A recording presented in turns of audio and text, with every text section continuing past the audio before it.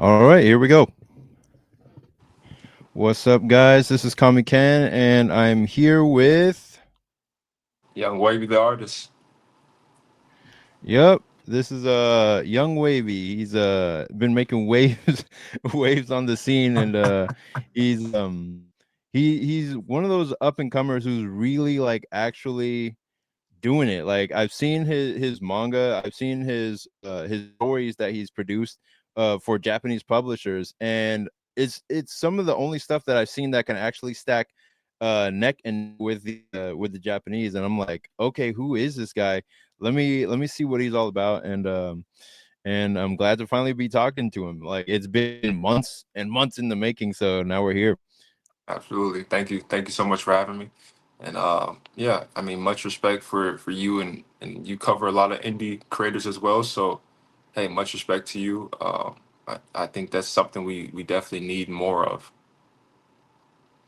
Yeah, yeah, absolutely. And we just have so many creators, but then we don't have. It's like we don't have cover for all of them. So I'm like, all right, let's get him on the show and let's see what we can do here. Um, so I got a list of questions on my Yes. little notepad here. So one of the first things that I thought of like asking you was, let's see. Okay, so what got you into making manga in the first place? What was that spark that was just like, okay, this is what I have to do. This is what I want to create. Yes. So it was a mix of things. It was I was like I said before.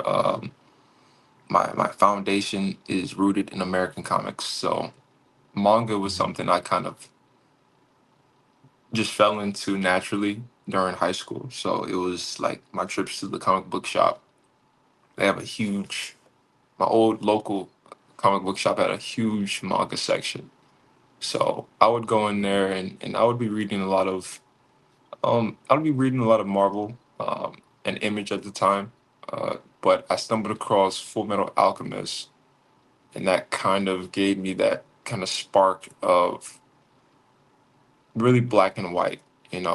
It was my kind of first real experience really diving into like black and white, works in general. And I kind and that's this the starting point. So, but from there, I started to actually find out that hey, there's even indie comics that are still are rooted in black and white comics, and that kind of just opened the floodgates. It started with Full Metal Alchemist. Nice. So Full Metal Alchemist, was there anything in specific about Full Metal Alchemist that was just like, this is what's making me want to create manga? Um, I think the just reading it, right? So that was my first ever volume I've ever bought. Um, First volume I've ever bought myself. The first full volume I've read. It was the compendium of volume one, two, and three. So it Mhm. was it was like dirt cheap. It was like $8, and I bought that.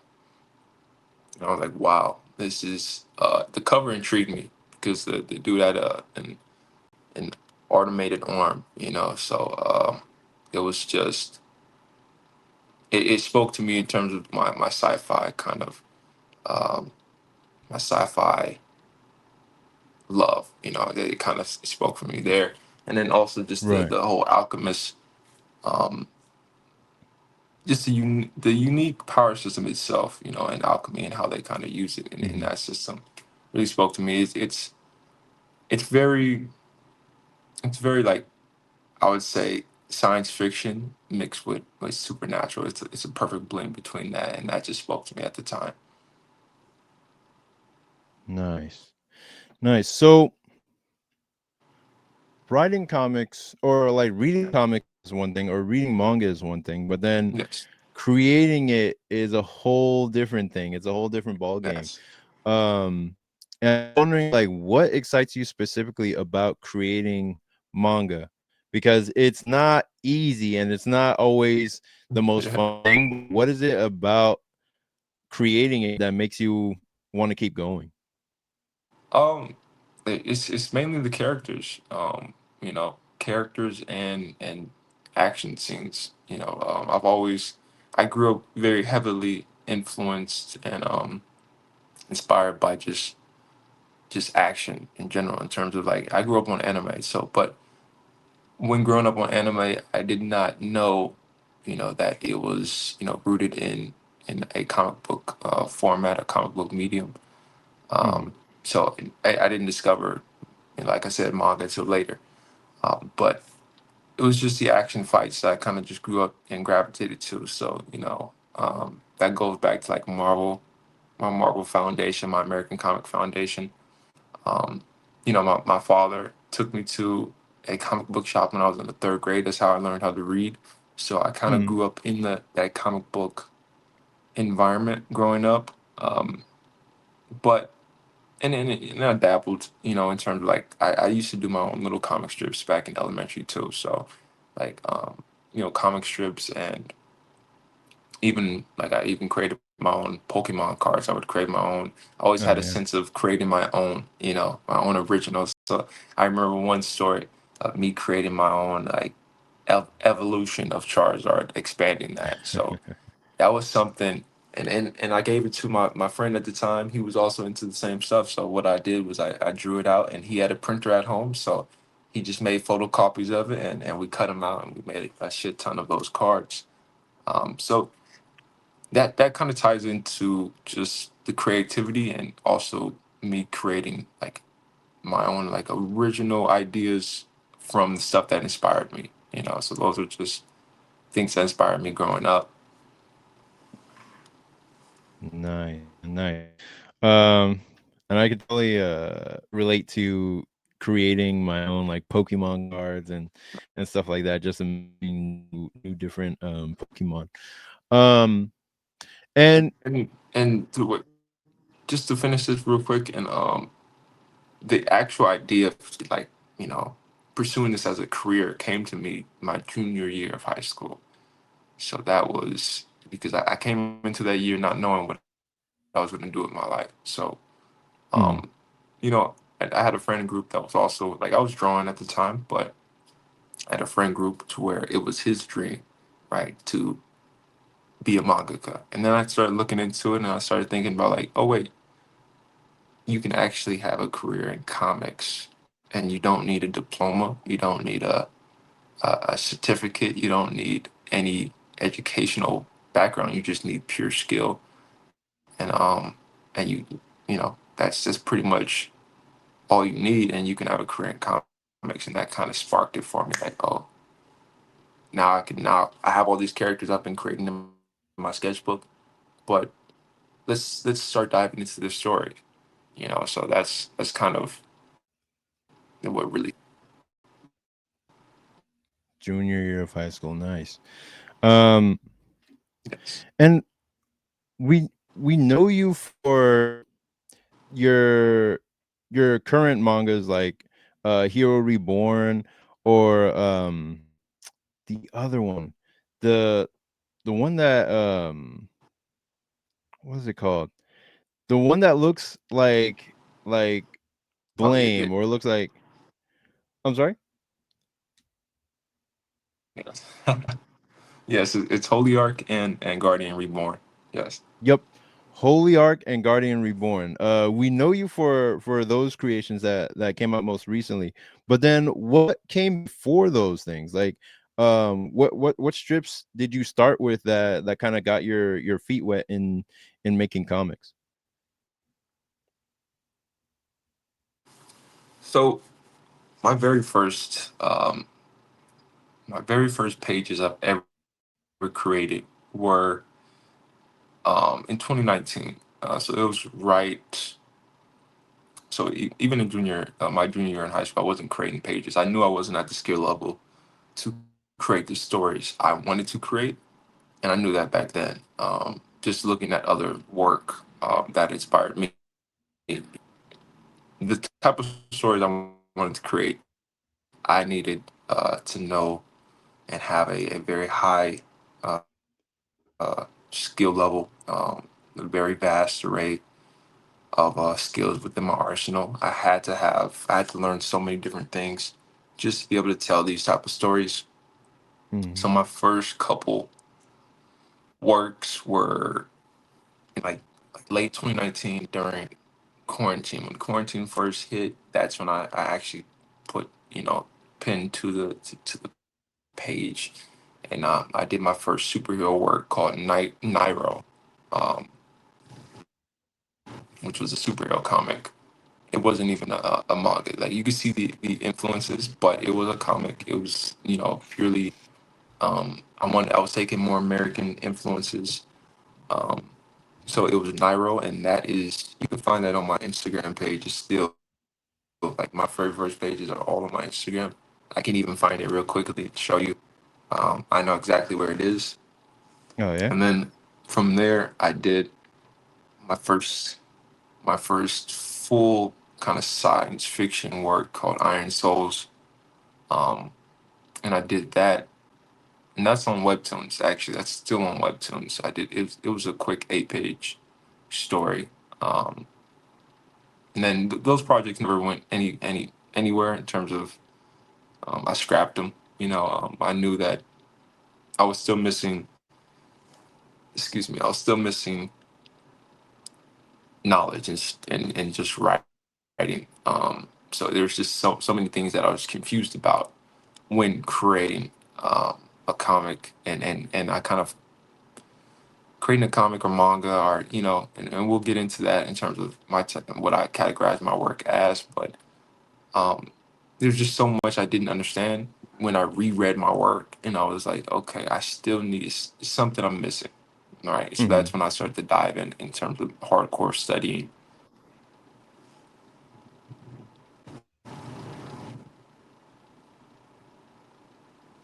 You still there? Yes, yes. Okay. Is it okay? It might be a little bit of a delay, but I'm still here. Okay. Were you trying to share your screen or? Because I'm sharing my screen now. I can record now, so that way I can have some. I can show you kind of exactly. Um, you're gonna have to go way down. Oh yeah. I can send you the Let's post. see. I'll send you the post. Yeah, I'll send you the post Okay. directly. Yeah, We'll just scroll that'll be just easier. for um I'll go to the post as soon as you send it. Okay, here we go. Here we go. Yes, I just sent it. Yeah, that was my Awesome. very first. This was my second. Nice. Wow. No, it's really great to see like where your work comes from. Like, and you already had a good strong sense of perspective back Yes. then as well.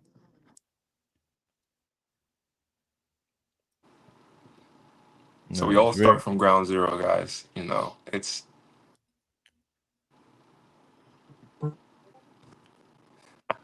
and nice. this story was me reflecting on how I felt about school at the time. It was Uh-huh. very amateurish. It was very, immature of me, but that's because I had just dropped out, so that was kind of why, you know, Right. I had no interest in school at all. Um, So you dropped out from you which know, year? College or? no, it was high school. I dropped out of my junior year of high school. Oh, And okay. my idea behind it was, I know, I know academically, I'm not going to be pursuing any careers academically.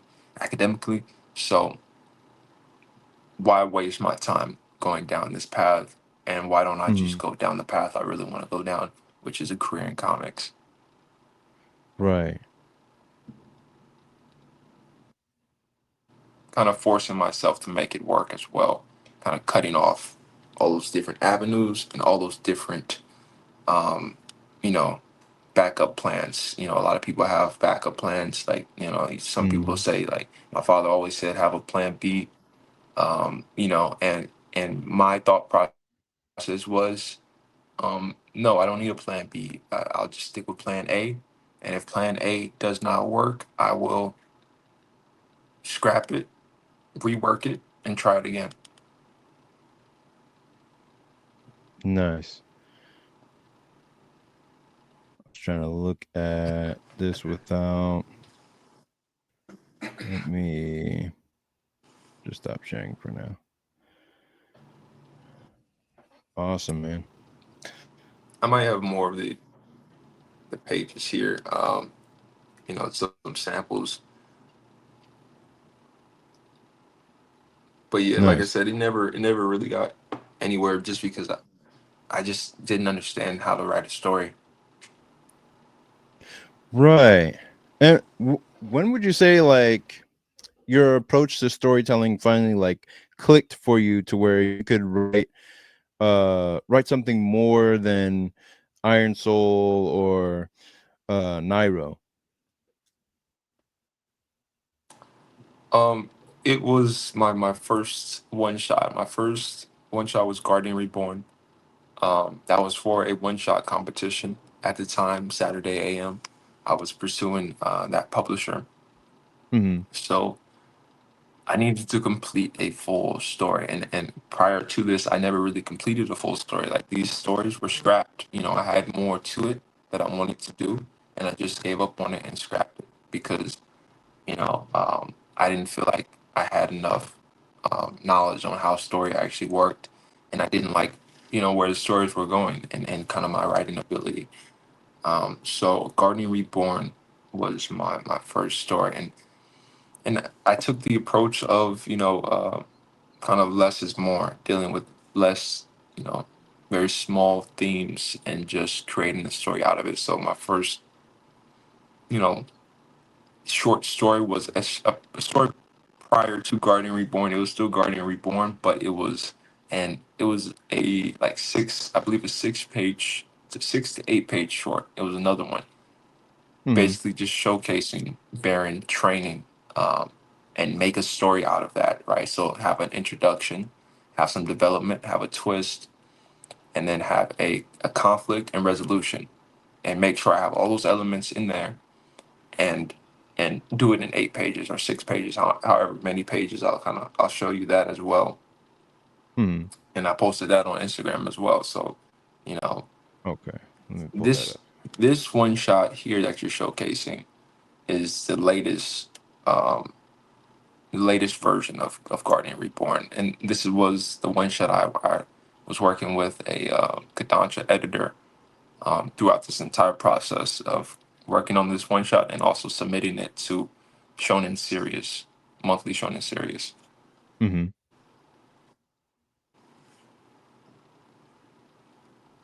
Okay, let me pull that up here. But in order to get to that point, I had to create this version of Guardian Reborn, and this piqued the interest of that editor when I uploaded it on Days Neo. And Mm. um, so this is I kind of merged this as the intro to the actual 21 page one shot, which was, Mhm. I'll see if I can pull that up for you. That's on a totally different site on Days Neo, the Japanese matchmaking website. To if you want to find an editor, that's the site that they use out in Japan. It's Days Neo. Right. That's where I actually remember reading this first. Yes, but this was the original version. It was just a short little, basically just a story about this character training, right? And it has all the elements of a story, right? It's very short, very, it's not much, it's simple, but it has all those Mhm. elements within every single page. You got the introduction, you have some your development, you have the Mhm. introduction of your conflict, and then a twist within that climax of that conflict, and then you have your resolution to that. Nice. And where did you learn these elements? Um, many different people. So I would say definitely when it comes to writing short stories, Jim Rugg was a huge help. Jim Rugg on YouTube, on his YouTube channel, he's a comic book writer. He's a very Mm, famous comic book writer. So Jim Rugg, right. no, was it Jim Rugg? Is it Jim Rugg? No, Or Jim Zub. no, Jim's up. Jim's up. That's who it is. And Oh, okay. he's working with Titan Publishing right now. So with Conan and all of that right now. Those were his last stories he was writing. But yes, Jim's up. Nice. Also, um, Jake Parker. Jake Parker's another one that kind of. This is where I Mm, learned the simple three act structure to storytelling. The three act, right? So right. the kind of famous structure that the Japanese use is the four act structure, which is the Hmm. Kisho Tenketsu, which is Right. just a more complicated version of the three act structure because even that four act structure fits within the three act, right? So you can kind of like the three act is like a more broad view. The four act is within Hmm. that three act, and that's how I kind of look at it. And Hmm. that's how I approach it as well. They kind of stress, the development and the twist within, but your development is pretty much the development of the story, which is your inciting incident, and your twist is within your conflict, right? And then that's also, in between your conflict and resolution. So it's I use both. I kind of merge them together, and that's kind of I use them all. Those two major structures. Nice. So when you got with the Days Neo editor, what did they tell you specifically about storytelling that influenced your newer version of Guardian Reborn? The main thing that they focused on and they told me to focus on was character. So making sure that your story comes from character. And in order for your story to come from character, you need to focus on the internal conflict and the external conflict of your character. And that needs to be Mm, though both of those need to correlate, so your external conflict is the conflict that your character you can see, right? And how does that correlate with the actual internal conflict of the character, right? And those are the major key factors within Kisho Tenketsu, right? So you have within the development, which is the second act, you have your first turning point of the story, and that's where you showcase your external conflict, which is essentially your inciting incident, right? You show the mm, external conflict. Now, within as you dive into that conflict and you get into the climax, right?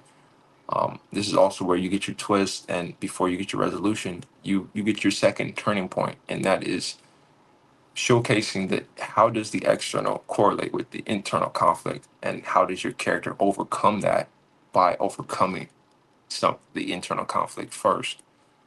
So that's something you always see kind of within. You can kind of correlate this with a lot of Japanese stories. They always showcase the internal conflict and the external conflict and make them correlate, and that's very crucial to story coming from character, right? Your character, your story, or your character needs to be able to create his own story, right? mm, So that's key, um, and it's showcasing that within this one shot, using this as an example. So the external conflict is the fact that we see that Baron's sister is, you know, cursed by a demon, right? So she's literally cursed by a demon. She's in a coma-like state, cursed by a demon, and he's trying to save her. But the internal conflict is he feels responsible for her being in that condition, and he actually is responsible for her being in that condition because he was running from his own fears, his own internal fears of dying and not facing the and start of the story. He runs from his destiny, which is he's destined to be the one to eradicate these demonic creatures. So he runs from that. Mhm. So that's his internal conflict, is the fact that he ran from it, and the external, or I guess the results of him running from that internal conflict, you know, is his sister, being a victim of him running from the internal conflict. So that kind of builds external conflict. But it's all within his internal. It comes from him. It comes from Baron. The story comes from his actions, right? So that's another thing is cause and effect is another way I can kind of explain it, right? Right. The cause of Baron acting, the cause of Baron acting is his own internal fear, and him acting, the effects of his actions, is the conflict, the external conflict, right? So, and how does that affect not only him but the world and the people around him, right? So that's how I use like cause and effect, within that. That's just another way I kind of explain it. Nice. And so the we've explored the writing side of your creation of this comic, but then how did you approach creating, like, how did you approach drawing the actual story? Because 57 pages is no small thing. It's like, one, like, how long did that take you to draw 57 pages? And two, did you start with the character designs before jumping in, or did you kind of design as you go? So we'll answer that in like Yes, different parts. yes. And you can go to the just to answer that last question. You can go to the end, and I start all of my stories with character. Like I don't have a story if I don't have character. So um, I design all my characters prior and build the story from them.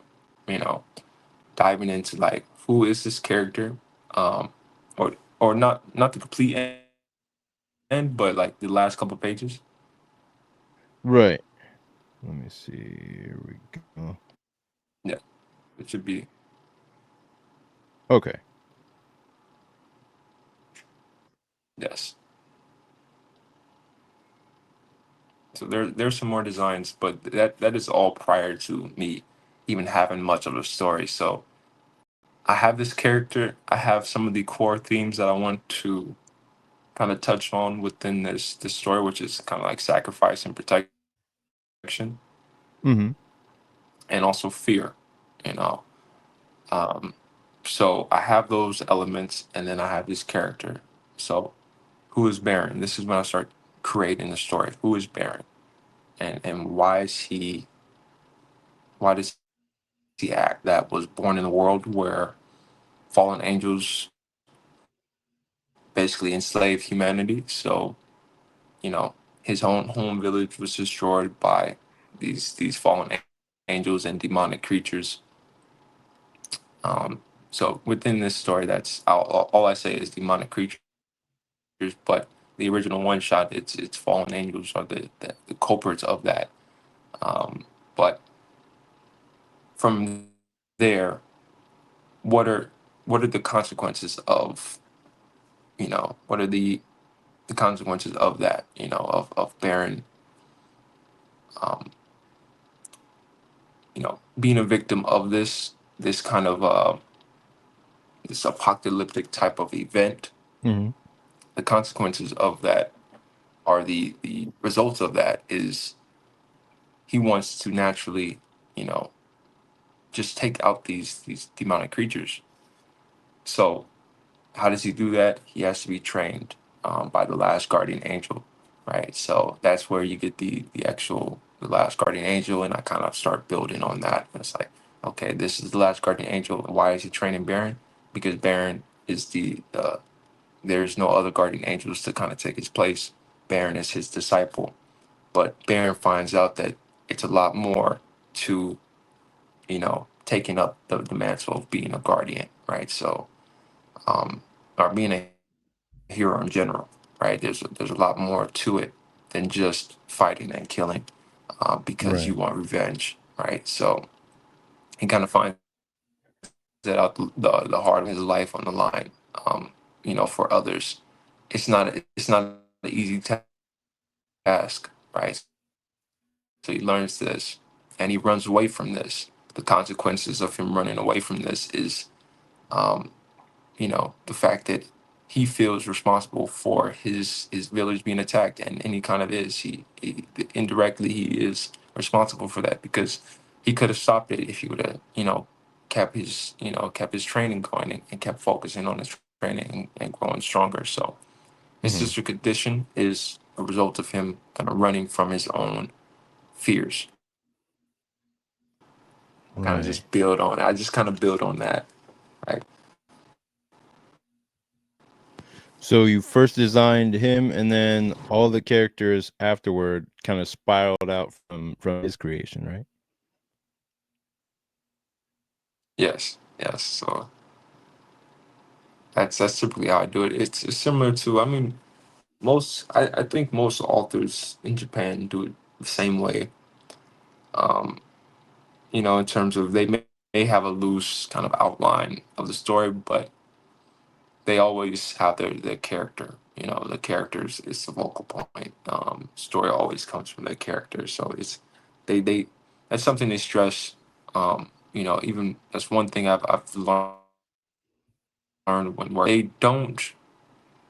They really don't like world, like they even say, like, I've heard this a lot. They say they want a lot more um world focus, and then character focus second. In this case, complementary to the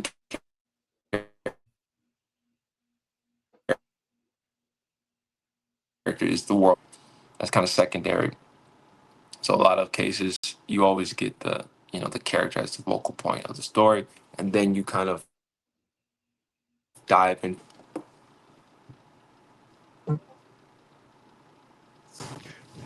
Nice. Yeah, it was kind of cutting out a little bit for me, but I got the main points of what you were saying. Okay. Um, so Japan focuses on character first. Is that what you're saying? Like they focus on character first, and then the world is more of a secondary.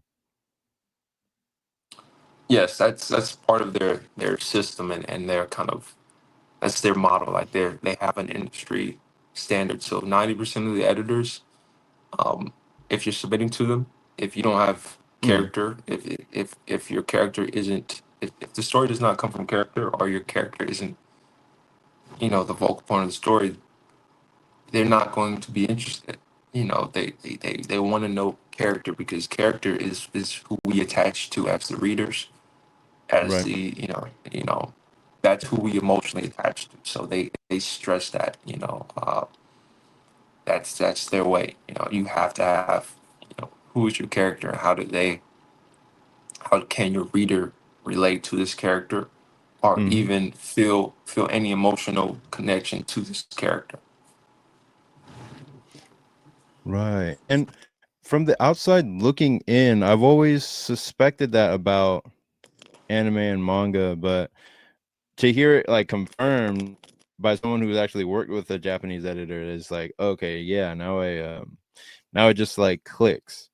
Um and when you the award that you got from creating those one shots, which creation was it for? Was it Holy Ark or Guardian Reborn? Yes, it was Holy Ark. So this was so I was submitting to multiple different magazines. This is Young Magazine. It's a It's Hold on. weekly Young magazine, but Let me so yeah, go ahead. yeah. This is Young magazine. This was the November issue, and because they found my character interesting, um, an excellence, so, or not an excellence, an expectations award. So this is, you can kind of see it, right? And then they give me some feedback, and on their website you can kind of translate it into English. I have it. I posted it before, but basically, when it comes to just the themes, they wanted more original themes, more original elements to this story, and that all because this was also kind of like a chapter one. This is something I was self-publishing. I just submitted it just to see, you know, I didn't think that they would gravitate it, to it as they did. But I Holy Ark kind of got seen by multiple editorial departments, and kind of how the editorial building is one huge building, right? So from a different magazine, each floor is its own separate department, kind of like its own separate publishing imprint. And that's kind of how I've gained multiple connections, with different editors wanting to work with Nice. me and interested in a French editor from Monthly Afternoon, and he Mhm. saw this from, seeing my work published and seeing they're all looking at, creators, because these editors, you got to understand, an editor's career is who they work with, who do they bring on. So they're always looking for Mhm. new creators to kind of grab as they're coming in, as they're new, as they're fresh, as they're rookies, to build them up to be that superstar artist or superstar creator. So that way, it reflects on them. That's how they move up as editors. So Mm. they're not. That's their job. So they're a lot of them were just looking into the newcomers awards, all of the awards, which this one was monthly. This is every month. So and then it got around, and that French editor reached out. Um, he Mhm. contacted the editor I was working with, from Shonen Serious, um, with Guardian Reborn, because she was I was working with her directly, and he contacted her, and because Mhm. he's fluent in English and Japanese, it just made it easier. So I started working with him, and that's kind of also why he's there as a foreign editor, is to bring on other French creators in that magazine, Monthly Afternoon. So that's what I'm working towards right now. Mhm. Nice. And just to go back really quick, how long did it take you to make um Guardian Reborn?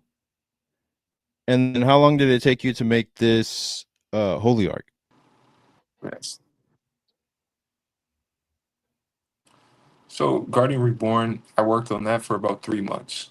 So that was a back and forth, just the process in terms of it wasn't really, much revisions, Mhm. but that months to finish a one shot, submit it. So I took my time with that one, and Mhm. submitted it. Holy Ark took me about, I think, and that was one. I'm definitely faster than that. I can say that. like my current chapter, that chapter kind of Holy Ark is a very experimental series, a very experimental work. It's my most experimental work I've created. That's as I was storyboarding Holy Ark. I have this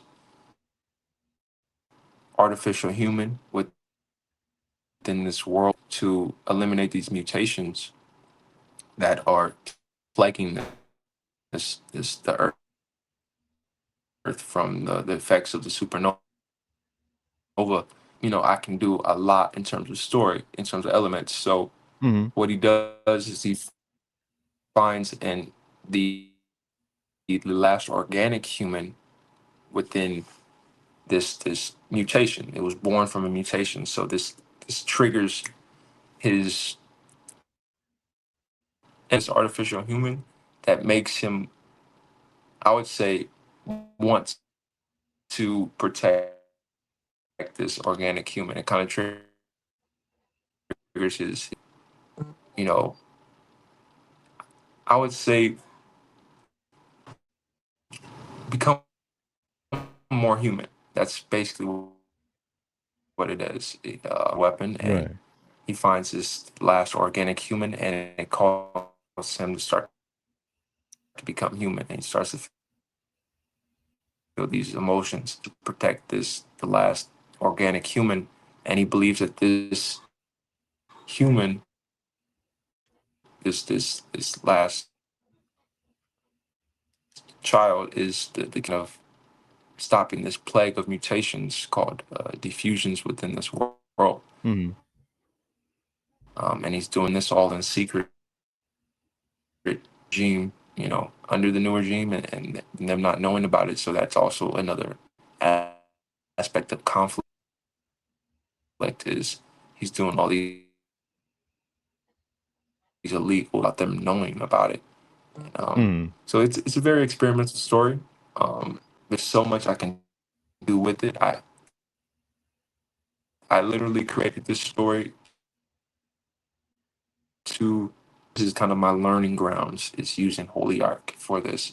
It's very simple concepts that's been used before, but I'm be as original as possible in terms of just a lot of my science fiction elements. And it's all coming from character, right? So Nice. And the work on this, actually, I was gonna ask just really quick, how long did it take to make this 71 pages, man? yeah.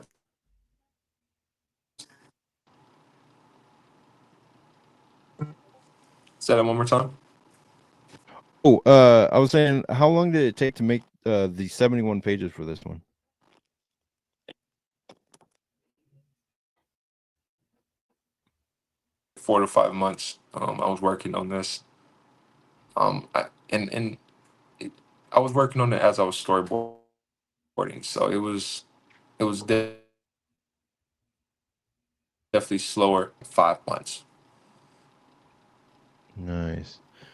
Yeah, I was gonna say that this is amazing. Like the work on it is just so solid, especially like the beginning. Like it just draws you in. Like, what is this about? 50 years ago, our sun exploded, and that's just like okay, well now I got to see what what's going on here. And then this guy's face is so intense. Like I just want to see, like, keep flipping just to see what is the next thing. What's the result of the sun exploding? The freaking sun exploded. So I'm just like, this is interesting, and it gives me the same vibe, especially this shot, which is so moody and atmospheric. Like it just brings you into this desolate world that's just, I don't know what could happen next. And uh that's just what I felt like reading Holy. It gave me the vibe of reading like Blame, or oh, that's what I call it, Blame, but other people will call it Blam or whatever. But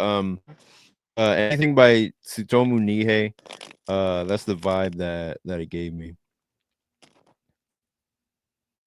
Yes, I'm very much so inspired by Sutomo Nie, and It is pronounced blam. Mhm. Like the sound effect, like blam. Yeah. That's the sound effect of the graviton beam emitter. That's what it's called, the graviton beam emitter. So that's the sound effect of it. So that's what the title is. It's spelled blam. Well, yeah, that's and it's not really that work that's inspires this work directly. That's a the one of his works that I gravitated to the most was Biomega. Mhm. So this was a story after Blam. Late, this is like 20 years ago, but it was a story called Biomega, and um, I know I've seen you've had some copies of that. And he did a Halo short story. He did an 8-page Halo short story for Oh, Marvel really? in the Halo graphic novel, and I I have have it. not The seen. Flood was just legendary, and I'll grab that real quick. Yeah, because I have not seen that story.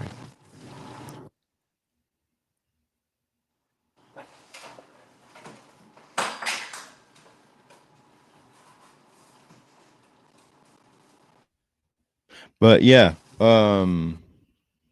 Nihei is just perfect at doing these dark, moody, atmospheric places where the darkness just goes on forever and ever, and it's like it never stops.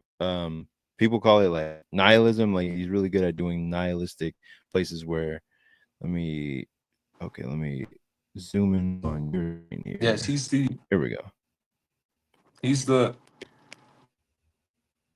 he's of science fiction out in Japan. So that's one of the reasons why he I study his work so much is just the because he is so good at science fiction. Let me just try to I want to because this is a kind of an anthology. You also have some work by legendary Simon Beasley as well within this. You kind of see this is his depiction of the flood, Nice. and The this flood. is very early in his career. So you kind of see that within this kind of 8-page one shot story, Hmm. his kind of coloring techniques, because he completely colored it. So this was all early digital coloring. Sick.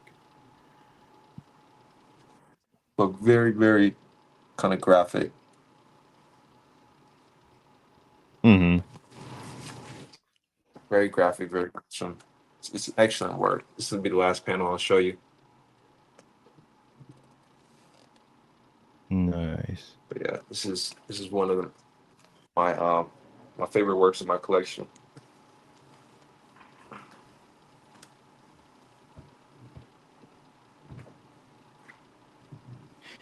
Yeah, that is beautiful. I gotta check that out. I never knew about Tsutomu Nihei making a Halo short.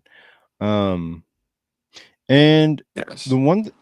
one thing I wanted to say about Holy Arc is that it really actually earns its seinen rating, because this is a scene like right here that I'm not gonna show on YouTube. Like I'm not gonna go to that part because it's it's really Yeah. graphic. But so I keep like skipping over it.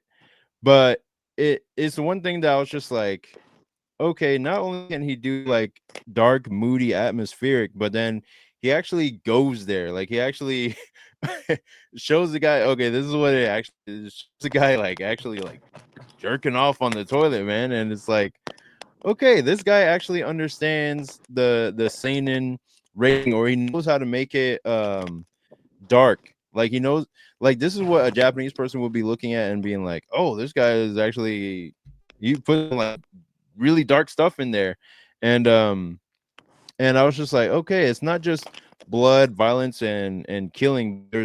There's that like just kind of dark, twisted sexual element that you see in a lot of authentic Japanese works, but I was actually very surprised to see it represented here as well. And then it just Yeah. carries on with the story, and I'm like, yeah, okay, this guy actually earned the seinen rating like you would see in Berserk or like Vinland Saga or something like that. What was your thought process behind that? Yeah. That scene in particular was the introduction of the fusions. So that's Mm-hmm. kind of I showcase that uncensored scene within this housing unit, kind of masturbating. But that's kind of an aspect of okay, this is just something going on within this world. The Mm-hmm. story isn't about that, but that Yeah. scene, the vocal point of that scene was to introduce these diffusions, which there's a there's an infestation within the plumbing system. So the that plot line kind of ropes back around within chapter 4.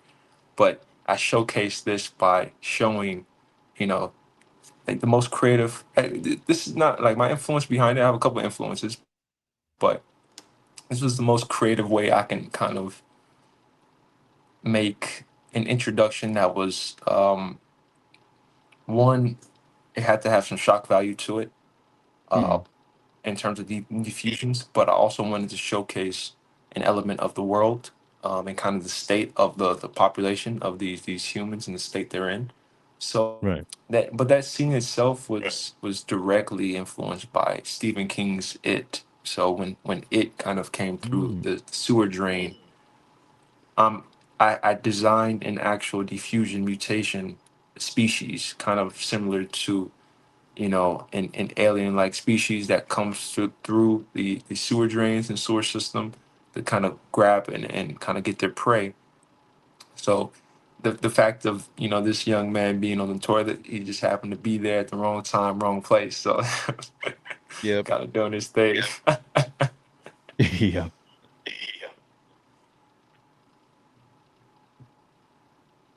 Yeah, it definitely was shocking. Like it grabbed my attention. I was just like, "Oh wow, we're going there." Okay. And then the rest of the chapter is basically this battle that the main character is having with the diffusion that comes from Yes, that scene. And yeah, basically you can see it on and screen right here. This is and one more fantastic. thing is that scene also served as a way to kind of set the tone of the story. So, Right. even when I was like, it served its purpose, right? So at the convention, there was a lot of I got a lot of mixed, type of people with different tastes in terms of them experiencing my work. So that scene will either turn you off or it will interest you. It will either intrigue you or it'll turn you off. So if it's not for you, if this story is not from you, then you're instantly not going to go farther than that scene. So I gotta, I had to stop some of I had to make sure that the children don't see it, but I had to make Right. sure that, okay, I got that. It served its purpose, right? So if this is Hmm. not your type of work, it will turn you off immediately, and it will not. This is not for you. And I I cater to a specific demographic. So kind of late teens, early 20s males is my Right. targeted demographic. So a lot of them gravitated to it. Right. It's like we want to see something fucked up, and then and then you just give us this. We see Holy Arc. So I'm like, okay, yeah. And they can Um. kind of relate to it as well. So, it's Hmm. nothing too crazy out there. Like I've seen far worse. Right. Yeah. Yeah. There is a a lot worse out there, man. But Yeah. But this was like a really strong way to polarize the audience and make them decide like are we in, like are we gonna read the rest of this or are we out, you know? So that Yes. was a good like filtering device there. um so yeah, just to move on to like um not necessarily the closing questions but just a bit of a Yes. transition question. um like what are your ultimate career goals, man? Like, what do you hope to? Let's say you're 50 years old and you're like, I have made it and I am making what I want. Like, I'm here. What are you creating at that age, or what are you creating at your ultimate career goal? Yes. So, and I would say my goals in general is I want to revitalize the American comic book industry. So that is one of my major goals. Getting published is nothing. I have to get published if I want this to be a career. So that's not even a goal. That's just a part of the process, right? So Hmm. that is, publishing my work. What is a career in comics? Serializing my work within the mainstream market. That's just part of the process. Whether I do it independently or I do it within the mainstream, market, which is where I ultimately want to have my work showcased. You know, it, that's just part of the process. But my goal is I want to get to the point to where I have a enough of a success where I can have a influence and enough financial gain and ability to invest and kind of start to rebuild this infrastructure, add to it, try and rebuild it, trying to invest into it, because this is something that I need in order to have a long, sustaining career in this industry. This market, Right. this infrastructure has to be built up. It has to be invested into. It has to be, it has to be literally built. It hasn't been expanded. The infrastructure itself has not been expanded upon at all for 30 years. Mhm. And I don't mean going into the digital market and going into bookstores. I mean that's the closest expansion that comics has had, is going into bookstores, like kind of making that up like a primary focus, is expanding the and not just focusing on the direct kind of market shops, but also expanding into more retail stores and big you know blockbuster stores like Barnes and Nobles. So it's and that's something very small. That's something that the Japanese have done and have been doing for decades. They've already surpassed that point. Their infrastructure is built to the point to where it's government funded, and it's part of the culture. So this is a very important aspect of their culture, and a very important aspect of entertainment. Um, and to the point to where if you're growing up in elementary, you could submit your work. Like, they have competitions to where they you could submit your work to these magazines and start working with an editor, so that way by the time you get out of high school, you will already have your career. You already be ready for serialization. You're go. It's go time. They have apartment complex buildings to build up these creators, because you don't have an industry without in comics without the creators, right? There's no comic book industry without the creators. So they have these apartment complexes to where they help you literally, like the rent is about $300 to make sure that you have no other responsibilities or focus on anything else but getting to the point of your career, focusing on your career, building yourself up to where you know you can be self-sustaining, right? So they have a lot of industry editors. They go to these complexes and actually mentor and help them, and kind of guide them right on their journey. So that way it's Right. not so much of an unorthodox career path, right? It's an actual legitimate career. Right. And along the line of thinking, before you got into making comics, did you have any expectations of what it would be like to be a working creator? And now that you're in comics, is it everything you thought it would be, or how does it differ from your expectations? So my initial expectations was, when I actually found out, because I didn't even know that, this was a well, I knew it was, I didn't think of it as a career, like it just didn't cross my Mm, mind until it did. When I was old enough to really think about, oh wait, you can literally have a career and make a living with just drawing comic books, you know, um, in theory, right? So that's what it is supposed to be. That's how, this industry. Obviously, it's not that simple, but in theory, you don't need any qualifications. You just need skill and your own skill and ability to be able to tell a story that will gravitate to readers enough to where they buy your work and you profit off of it and make a living from there. So my initial my initial kind of idea of how this industry works um, was very little. I didn't know much about it. I didn't even, like I said, I mm, didn't know it was an actual career path. I didn't think about it until I did. And then once I started pursuing it, it was still so much I didn't know. So it's not, I had to find out all of the logistics myself. So mhm. it was,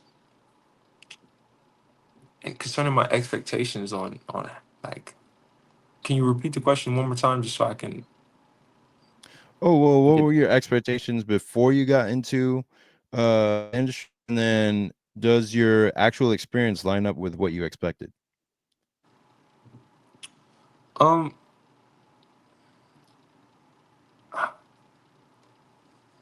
yes and no. Because before I got into it, I thought it was just, you know, you work for Marvel, you work for DC. That was Mhm, the comic book career. That was your career. You creating and drawing these other stories. So when I actually got into, starting creating my own stories, because I've always created my own stories, but I would, I used to have aspirations of like, oh, Marvel and DC, that's the way to go. Write a Spider-Man story, write a DC story. That's a career. But as I dove into the actual industry itself, I learned that, obviously there are, original stories and creator owned stories, and my kind of mind just expanded and ideas flooded in to where I'm not boxed in to creating other, people's stories or adding to, um, you know, Marvel and DC's IP, their property. I'm not boxed into that. I can create a career right. with my own work rooted in my own storytelling. So that was that was kind of my initial expectations. Is I thought that to have a career in this you had to work for Marvel and DC, but that's totally that's a very small fraction of creators that are actually working in this industry. Like Marvel and DC, they take up majority of the direct market in terms of books and sales and that they Mhm, produce. Well, not really books that they produce, but sales in general. But there are a vast array of original stories from, original publishers, like small press independent publishers that are majority of this industry. That's it. Majority of the industry is, the hundreds of different independent, you know, small press publishers, um, right. and even thousands. It's not, obviously there's so many out there that I don't even know about, but it's so many publishers online, like that's even I'm one of them. In terms of my own independent imprint, so that's majority of the creators in this industry. So like it's a small fraction of creators, a small like hundred, within the hundreds of creators that are working constantly and kind of exclusively for Marvel and DC, and kind of they cycle out. Marvel probably produces around like 50 to 80 books a month. So, if there's about, five or six creators or even 10 max on a series or even more, Mhm, it's still within the hundreds. And if you add DC on top of that, maybe within the early thousands of actual creators, but I don't think there's that many actively working. I think it's still in the hundreds, but you can do the math for yourself. The vast majority of this industry is independent, like independent creators, and that's what it should be. It shouldn't be you working for. You shouldn't have to feel boxed in working for a corporate company. Kind of working for them. I've always advocated for Right. creating your own stories and creating your own kind of career within this industry. But yeah, I just Right. learned that it's not that easy. It's not that simple. There are more logistics to it, and it ultimately comes down to you know this infrastructure being uh, very small and even deteriorating. Not very much investment going into it. Right. And your goal, if your goal is to revitalize the, you're trying to revitalize the American comic scene, is that correct? Yes, and I want to add to it. So like Mhm. I want to make it known that that's not the only path, right? And I think Image Comics did a decent job, well, a great job in terms of being an alternative, right? Showing that you can be an alternative and still be on that level of Marvel and DC. But like I'm doing, like I said, I'm doing kind of a video series with Coffee Comics, going over the that Image documentary, going over some of the flaws and some of the successes, but ultimately there was a lot of infighting that kind of stopped what could have been, and Mhm. in terms of Image surpassing Marvel and DC, and what that industry may have looked like. What our industry would have looked like if that would happen. But there's a lot of factors that go into it. Um, and that's a whole conversation in itself. But I guess my way Right. would be, um, if not kind of expanding and building within this direct comic book industry, like be it like working with an Image Comics, or even working with small press publishers, then ultimately you know building a pillar within Image Comics, because I see that is the only way I can kind of build on this industry, is going to the top, in the independent publishing company, which is Image. Mhm. um if I can't do that, then I'll just build up the American manga. That'll be that'll just be what I do, and build that up within this industry, because American manga, the mana movement, is rooted in America, American manga. So Uh-huh. that's a very small, you know, indie manga itself is a very small infrastructure. It's not even an infrastructure. So building that via my own kind of studio, or publishing imprint, and kind of building that infrastructure in itself, getting that to a point to where that's large enough to compete with the American market, that we know now, the direct market, and even compete with a Japanese market or the European markets. That's big goals, right? Those are my big goals. Those are my ultimate goals. Those are the actual kind of goals, right? um that's all directly connected to me having a sustainable career, right? So I need these things. These are the things I think that I know I need, right? I need some stability here, because I shouldn't have to go to Japan and build myself up in that industry, but that's what I'm forced to do, because they have the larger infrastructure to be able to support me as a rookie creator more than Mhm. the infrastructure here. Right. So I was actually wondering how that, how going to Japan would factor into your plan, because Yes. are you planning to go over there and create a series, or how is Japan factor into your overall goal? Yes. So they have a huge infrastructure to the point to where you see a successful series are selling in the tens and even hundreds of millions of copies sold in terms of circulation, right? Just Hmm. books printed, hundreds of millions of even something like a slam dunk. Not even talking about Dragon Ball Z, Naruto, and a lot of the shonen, but just something like slam dunk. Over 100 million copies in circulation in the worldwide market.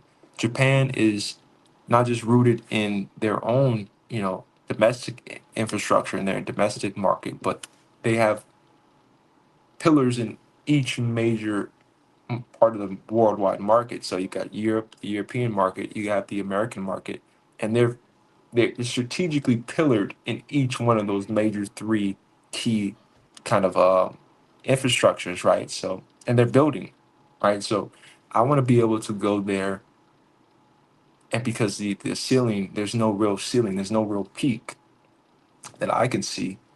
I want to be able to build my own, bridge, my own, infrastructure, my own pillar, being my publishing imprint, a studio. My example would be if you took a creator like, a let's just say someone that's still young, like a Jorge Korohoshi, which is the creator of My Hero. I'll use this as an example. His work is known Hmm. worldwide. It's My Hero Academia. It's only about 14 years. It's only a little over a decade that series has been serializing.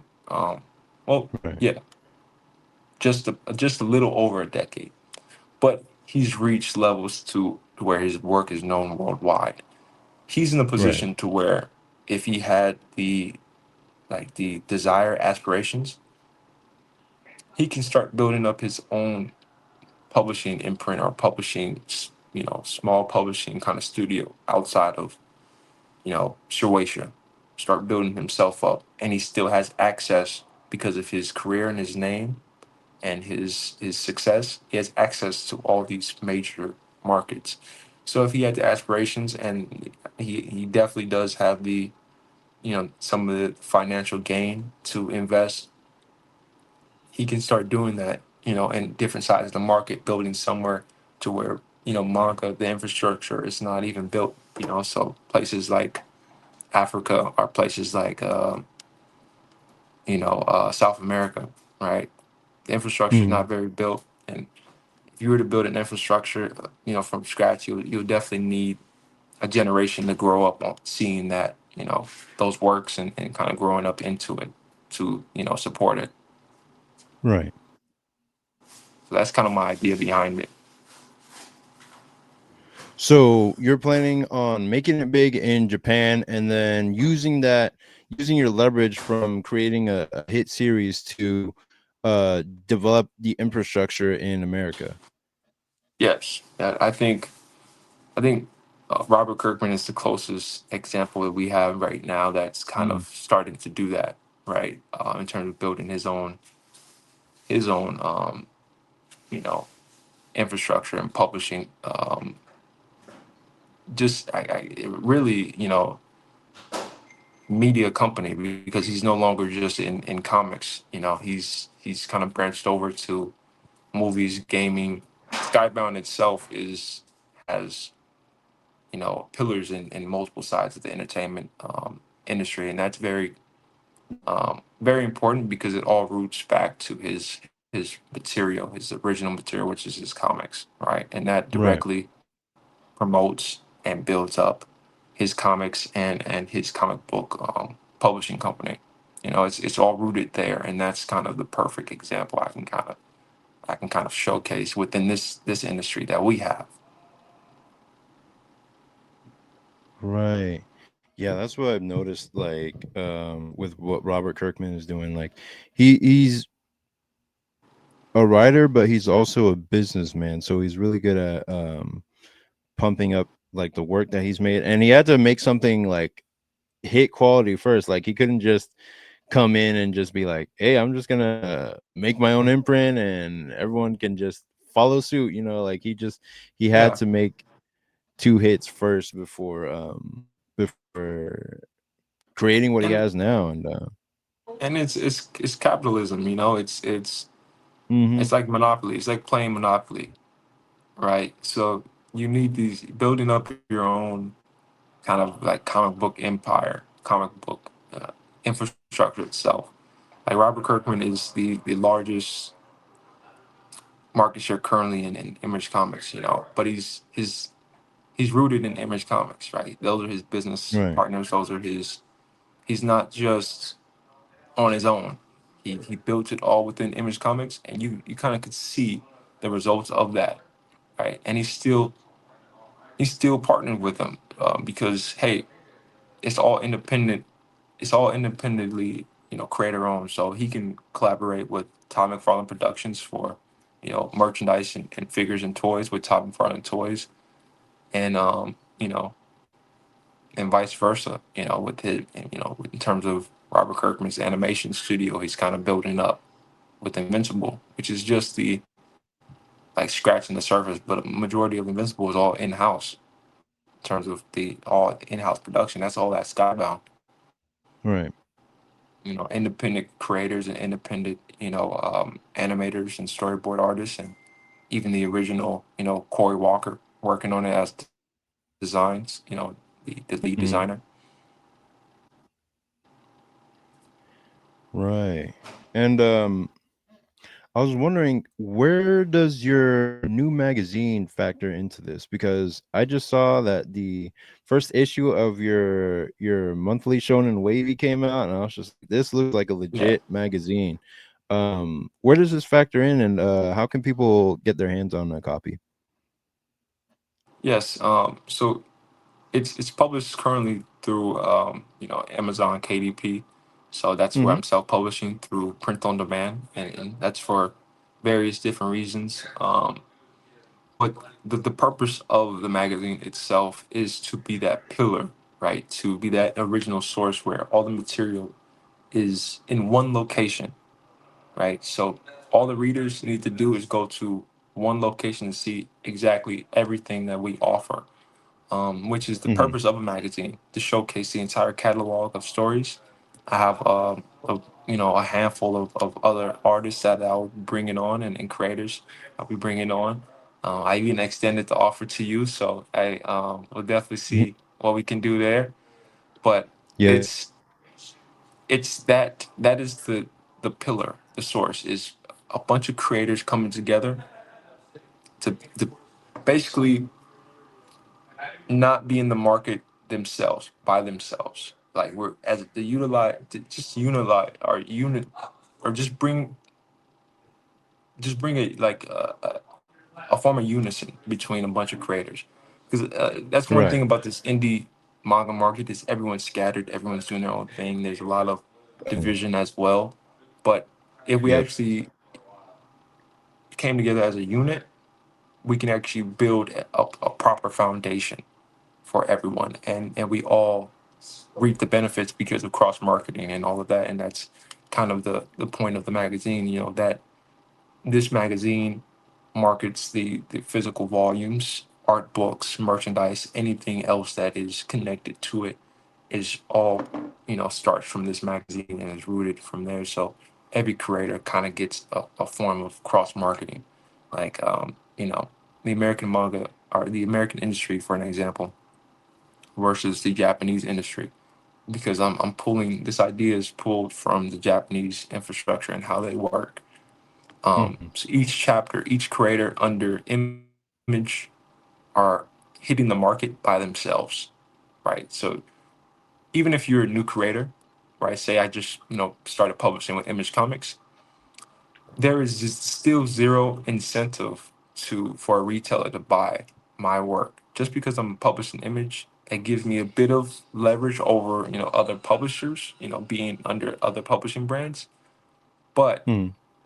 there's still, you know, 30, 50 different other books under Image, right? So if they're all within one magazine or you know, a handful of different magazines or anthologies, that retailer only has to buy one magazine to to get access to 7 different books, right? And that's all packaged Right. in one material. So when it hits shelves, readers pick up this one book, and you automatically can build yourself up just by the cross marketing, right? You're not Right. it's not so you're not giving the retailer or giving the readers too many options, right? They're all within one singular book. So that's the model they Mhm. do in Japan. So that's how you find new series, is by grabbing a magazine. You may only be there for that hit series like a Naruto or Dragon Ball Z, but you may come Mhm. across these new creators as well and start following their work and see their work and start to actually grow attached to these other stories that this publisher produces. So that's kind of my idea, kind of about that, and that goes back to kind of like some of the kind of archaic model that our industry still runs on. Is a lot of publishers, Image Comics. I think this is a kind of like a mistake on their part. Is and I call it a mistake, but obviously there's just more logistics behind it. But to get more successes, you gotta understand that when you're on the market by yourself, amongst these other creators, being published, and your chapters, singular chapters in that catalog, you're competing against your peers. You're literally competing against your peers, um, Mhm. and I think you'll have a lot more successes if they're all together, unified. You'll have a lot more, people, especially when it comes to you only have about in that kind of model of that's one of the reasons why you have a lot of miniseries is you don't have enough time to really latch onto a story. So if they're in a magazine, you have a lot more time to latch on and develop a story. So because you're not just there on the market by yourself eating all of these costs, printing costs, distribution costs, by yourself with one singular chapter and one singular issue. If it's all within one catalog and anthology, similar to the like the previews catalog, and huge kind of magazine book that these retailers get, you get access to all these stories, and you get to follow and all these stories. So it's that's why the Japanese model still works to this day. The magazine model is you're not giving the readers so many different choices to choose from. You're only giving them a Mhm. handful of options that are genre oriented and genre categorized, in terms of taste. Right. So that's what I'm trying to do here. That's the goal. Nice. And so I can see that you're really determined to make this happen. And you're still at the earlier part of your career. You're still basically at the beginning Yes. and running some Haven't early even gotten success. started. Right. Yeah. But how much would you say you're willing to sacrifice to actually see this goal to fruition? Um. It's really not. I don't. I don't really find it. I don't think of it as sacrificing. I just think of it as my path, right? So this is just the road I'm walking, right? This is a career, the career. If I were to, if you're in any other career path in terms of sports, um, you know, being a doctor, there's a process of actually, having this as a career, and using sports as an example, in order to compete or in order to even have it as a career, you have to be completely just focused on that. Just focus on purely that. That has to literally, be um, your only option in life, your only kind of path in life, your only idea, and kind of build upon that, build within that idea of, okay, this is what I want to do with my life.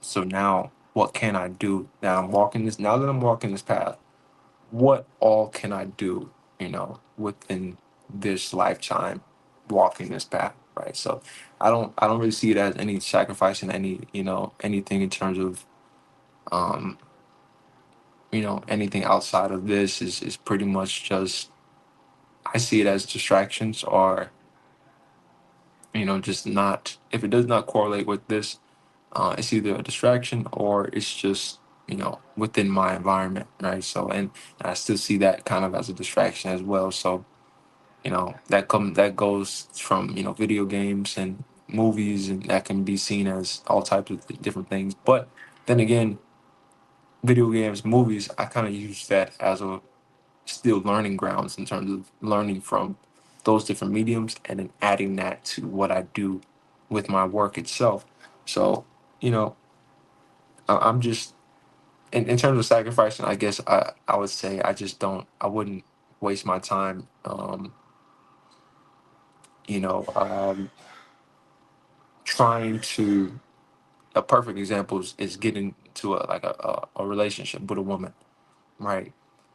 And the Hmm. reason that's something I kind of block myself, or I would, in this case, sacrifice, because in order to have reach my max potential in terms of having a full career in this, I need as much time, I need as much focus, I need as much energy towards this career. So I wouldn't worry about, especially that I'm young, I wouldn't worry about like a lot of my peers or anybody I've seen that I grew up with in high school started a family, fairly early. So you kind of do limit yourself in Hmm. terms of very, very ambitious goals and ambitious career paths. You do limit yourself by adding on to your own life.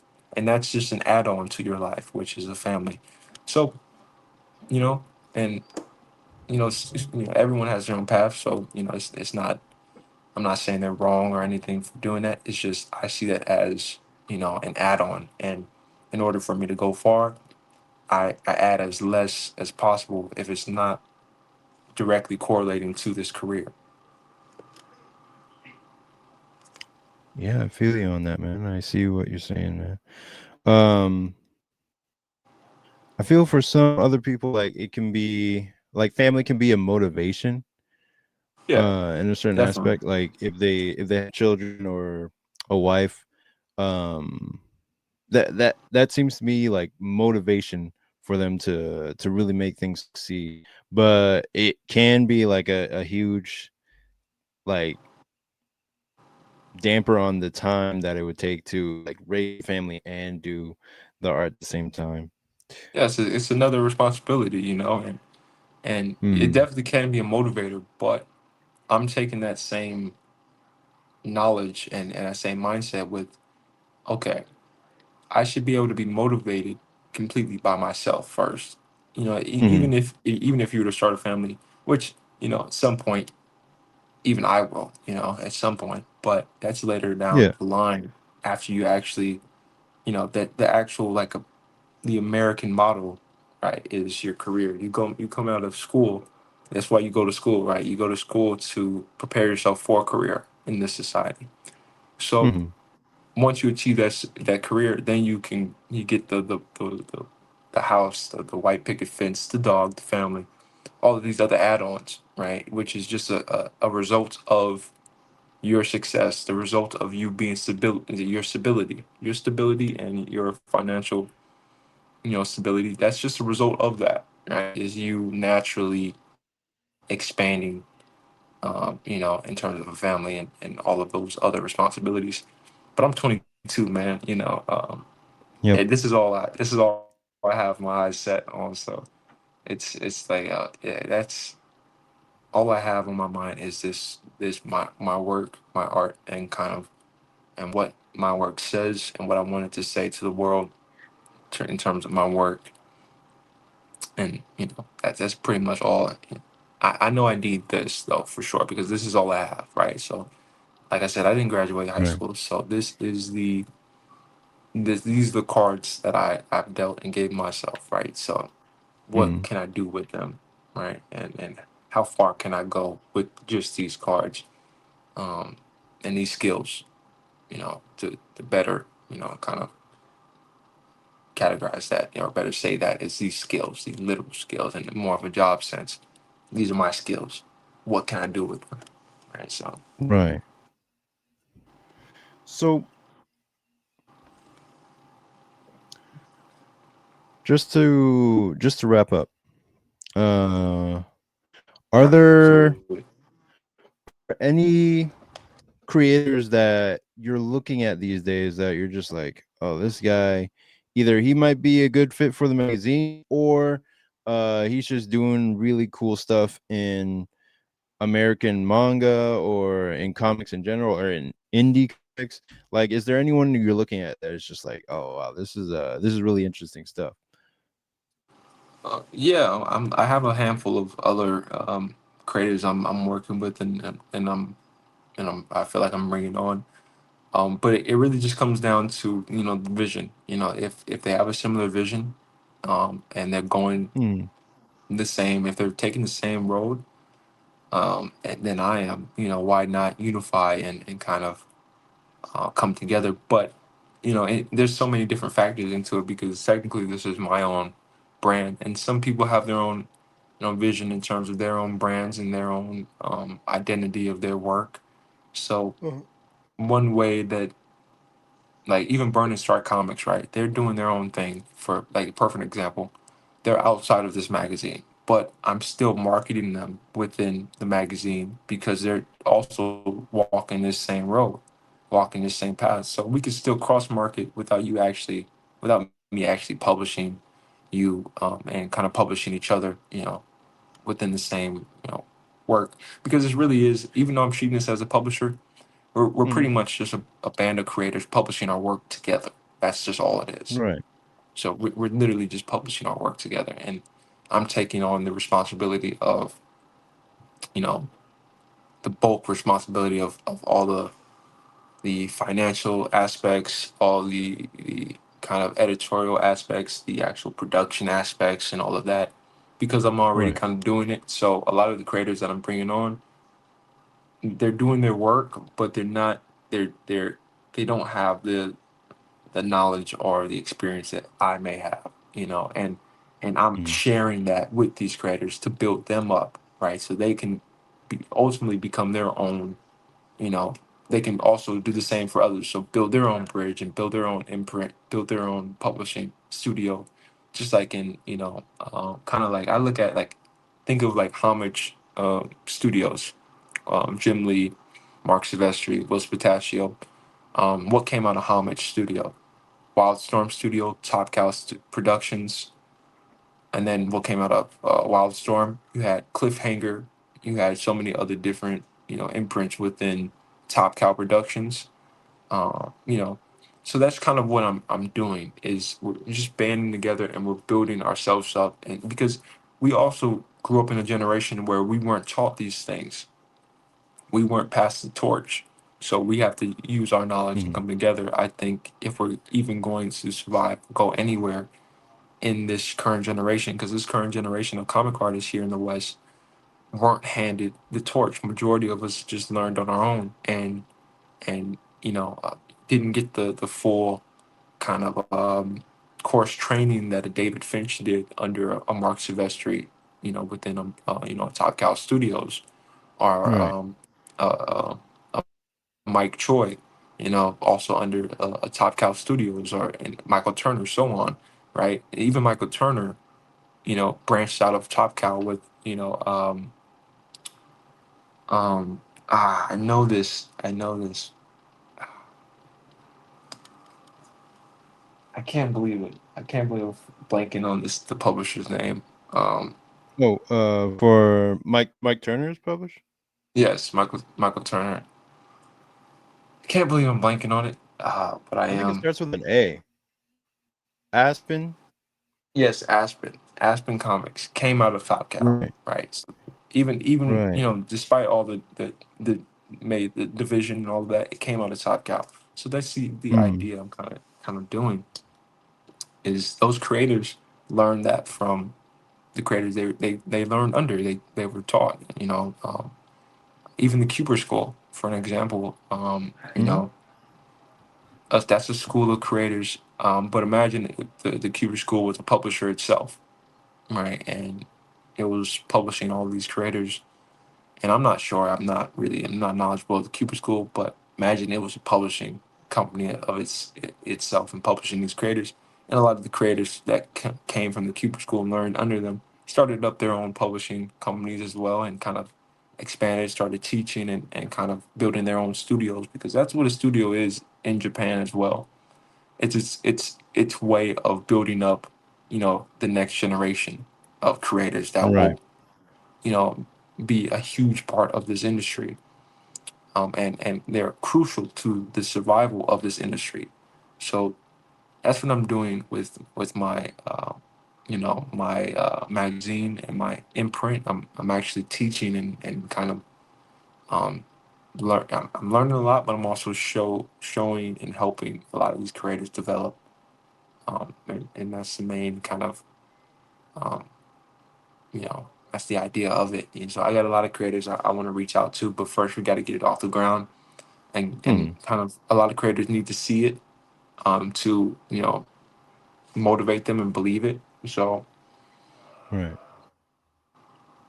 So, with this idea for the man in mind, do you have any plans to bring the YouTube channel back in the future?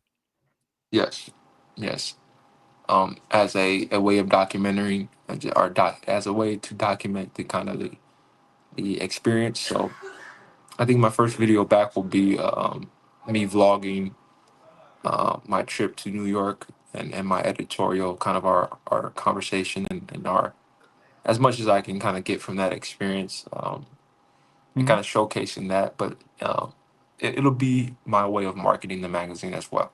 So I'm going to utilize it as the Japanese utilize their YouTube channel, their social media, Hmm. as a platform to market, the books, the creators, um, to actually, share knowledge, and show people that, yeah, this is a viable path, this is a way, because a lot of creators, like I said, we weren't taught, this generation. So we're kind of scrambling, trying to find a path and a way, to make this a career. Like a lot of creators in comics, they may not say it, or they may not know that they want a career, um, in comics, or they may not even know how to have a career in comics, but they're creating Hmm. comics. So the byproduct of that is publishing and having a career in comics. That's just, Right. any creator would like that. They just don't know how, or, and like I said, this infrastructure is so, it's deteriorated so far, it's fell so far to where, we're all scrambling. We don't know, a lot of us don't know the way. So I'm trying to kind of show a way, and that's using the Japanese infrastructure, because they have their way, you know that's they have a way, they have a process of how you would, pursue this as a career, and how it's done. Right. Nice. Well, the last thing I have is basically what are you working on right now, and where can people find you? Yes, so people can find me on social media, at Young Wavy the artist, or at Young Wavy Comics on X, um, and Young Wavy the artist on Instagram. That's pretty much all I'm on. I do have a TikTok and all of that, but you can just Google, like Young Wavy the artist, and I'm pretty much everywhere, like Facebook and all of that. I'm Right. currently working on my first kind of industry work, another way of kind of building myself up in this market. Let me see if I can. I just want to see if I can flip the camera. Give me 1 second. So, I feel like your camera burnt out at some point. 'Cause I haven't. Okay, there we go. so Cool. Let is me. it flipped yet? Like, can I? Is it Yes. flipped? Is it Yep. upside down now? Is it upside down? Because it looks like it's upside down on my end. Yeah, I think so. Okay, well, we'll keep it like this then. There we How go. about There we go. how about that? So I'm working on Flash Gordon. It still looks like it's flipped on my end. I don't know how it's gonna pick up. It's kind of weird, No, it worked. but I'm working on Flash Gordon. This is a licensed property under Mad Cave Studios. They're a creator-owned, kind of independent publishing company in the American market. So that's my way of kind of building myself up within this market, is working on this little and kind of working my way into this publisher. So they publish original work, and they even have a manga imprint, right? So I'm just within the licensing division, kind of working myself up in terms of, you know, these work, just, licenses work. And they have quite a few licenses. So Flash Gordon being one of them. And this is a short 8-page story that will be within their, published in their Flash Gordon anthology. That'll be out early 2026 within the sixth issue. And yeah, so this is just my way of kind of working my way up. And let me see if I can showcase just a little bit. But yeah, this is all kind of directly. Hold on, let me see. This directly affects my own self-published work. So this is just kind of side projects to fund it, and also earn and Mhm. then kind of gain connections. Right. Where is it? I'm still looking for. Here we go. Some of the designs of Flash Gordon. I'm taking a uh, kind of I would say a fresh approach, trying to stay kind of um, trying to stay crucial, like accurate to the original character, but also, take my influences and try to reinvigorate the character, so that way Nice. I can kind of gain as many opportunities as I can with this opportunity, right? Hmm. And like I said, that's also affects, that just adds to my career. And this publisher may be the next Image Comics. I see that this publisher is, in terms of their potential, they have a lot more potential than a Dark Horse or any other like major licensing company, or indie. I would say publishing companies that are just primarily licensing. Hmm. Unlike them, this company is primarily creator-owned work. Their licenses is just one division, and it's a small division that is basically to fund and their creator-owned projects, which is their bread and butter, and that's what this industry needs, and that's what is also important. Is the creating original works and not recycling old material and just thinking that that will sustain or build this industry. It won't. We need original works. That's the only way to build and add to this industry. Nice. Yes. And on that note, we're the for our other like indie creators, are you working a day job while you balance all this out right now? Yes, yes. I have. That's just funding, right? So I need funding. So I have to Right. fund. I just moved out, so I'm currently roommating. But I'm in my own apartment, so I work right across the street, 40 hours a week.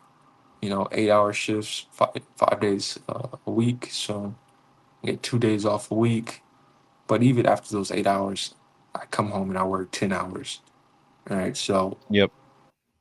it's it's just funding, right? So once I got to get my passport, so I'm waiting on that. But my first, literally my expenses, I'm only paying about $1,000 a month, in terms of expenses, 800 in terms of rent, and other expenses like utilities, 100, because we split everything here. So it's Right. out of my monthly income of about 2,500, 2,400, roughly.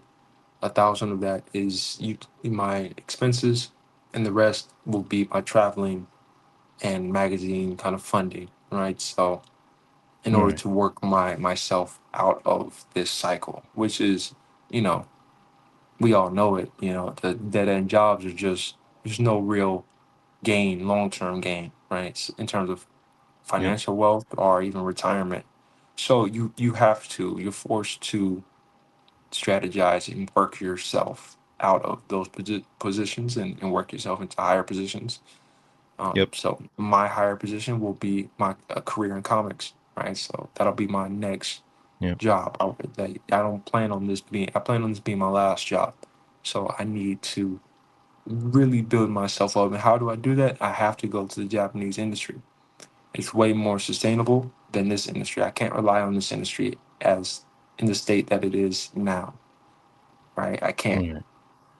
It's not. It's really. I may have a a series greenlit in this industry, but as soon as that doesn't go anywhere, I'm back at ground zero here. Right. Unlike if I went to Japan, the U.S. currency is goes a lot farther, and they're rooted in and have pillars in so many different countries. So if my series is not successful in America, it may be successful in Europe. It may be successful in any country in Europe in terms of France or anything like Hmm. that, or it may be successful in Japan. It may be successful in Korea. It may be successful in China. So they're rooted worldwide. They're actually the only industry that's really as has built their infrastructure, comic infrastructure and comic industry to the point to where they're part of the worldwide market. They're not just in Japan. It's the big publishers are part of the worldwide market, and that's that type of infrastructure is what I need in terms of just stability, right? So, or finding any Right. stability. Yeah. And if you do make it over to the Japanese industry, I wish you the best of luck, and I hope your Absolutely. body holds out and gives you all the strength that you need to survive over there, man. Because that's gonna be a tough one, man. Yeah, yeah, but that goes down to my job. Like my job right now is manual labor, so Hmm. I think this is perfect conditioning for that. I don't think it's anything. It's there's if you were to be a UFC fighter, it's more taxing on your body or sports in general. You can condition yourself utilizing those different aspects of career paths, especially athletic career paths. I have an athletic background myself. I think I can properly condition myself to be able to last and adapt. That's key. Being able to adapt and pace myself, right? Because it's not it's not crazy. The monthly schedule is still a tried and true schedule out there, and Hmm. that was a tried and true schedule here as well. But Yeah. slowly you start to see creators that aren't really monthly every single month, right? Every single month of the year calendar. You used to see it back in the golden age. Even Jack Kirby would do like 2 books a month, right? So Yeah. you used to be able to see that, but we just have to build ourselves back up because we don't have the we're not conditioned. We didn't. A lot of us aren't trained, right? So you have to train yourself, kind of condition yourself. The monthly schedule is tried and true schedule. That's completely sustainable, right? It's completely sustainable, especially if it's your day job and your only job, your full time job. Yeah, like Hmm. 30 pages a month, 35, 40 pages a month. At the lowest, 25 pages a month. That's completely sustainable, So um, that's my mindset behind it. I know it's hard, but there are a lot harder career paths. And it's a lot harder if it'll be a lot harder if I stayed in the position I am and Hmm. didn't go anywhere. Right? It'll be a lot harder if I Right. just stayed in this position, opposed to taking that leap. Right? So I got Yeah. to do it. Yeah. Yeah. I feel that same way, and I feel like once we can find the right help, we'd be able to hit those page numbers for a monthly release, like the right assistance and that Oh kind of. yeah, definitely. Even without assistance, it's just about conditioning yourself and having your method down, right? And being trained. Everyone is capable. People think that the Japanese are some legendary people, right? In terms of comics and comic artists, like there's some Yep. legendary people, but it just comes down to they're people. It just comes down to conditioning and training yourself. A lot of them, like I said, have been working from elementary school, kind of, and working themselves up to get to a point to where by the time they're 20, they can serialize weekly easily, and of course over time it's taxing on your body of that like high level, but you know, they're the only industry that's really doing a weekly, right? Weekly serialization. They've built their industry up to that point. We've only been primarily monthly. That's a tried and true here, right? So we should at least be able to do that over there, right? So that's Yeah. Yeah, man. This has been a great discussion. Um, absolutely, man. yeah.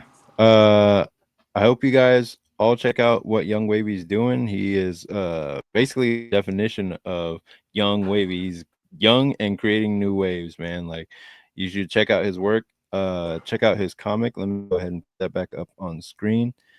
And let me see. And thank you so much again for the There we go. opportunity. Yeah. Yeah, absolutely. This has been a long time coming. Absolutely. And I hope to do, you know, this will be.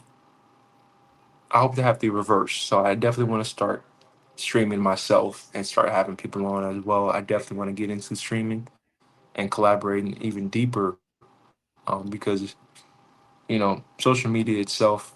I don't want to be like a YouTuber or a streamer, but Mhm. utilizing this as a way to connect and kind of build, making sure that it's rooted in the career of comics, and that I think there's also a lot of Japanese that stream and kind of Oh yeah. and just stream document their process. So that's what I want to do, and start building up this independent market, this American manga market. That's crucial. Yeah, absolutely, man. Uh, awesome. You guys can check out Young Wavy's comic on his manga magazine on Amazon. It's right here. Yes. I'm gonna go ahead and link everything in the description so that people can check it out when it's time to go. And we'll talk a little bit behind the scenes about when we'll post and all that stuff. But Okay. that that is pretty much it for this episode, and I will see y'all in the next one. Peace.